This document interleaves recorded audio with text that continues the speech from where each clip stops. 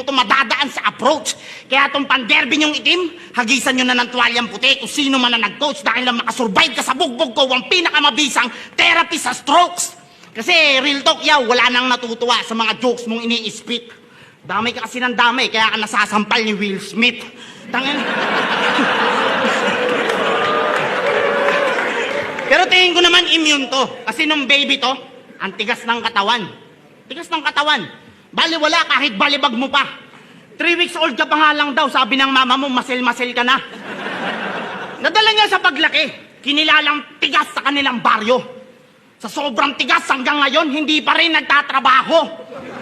Kaya lumaki kang ganyan kasi iniwan ka ng papa mo. Anong klase siyang ama? Sa bagay, kung ako tatay mo, kahit sa Rusi, isaswat kita. Kasi nanay niya nga eh. Pag nakikita siya, high blood, hindi na nagre-relax.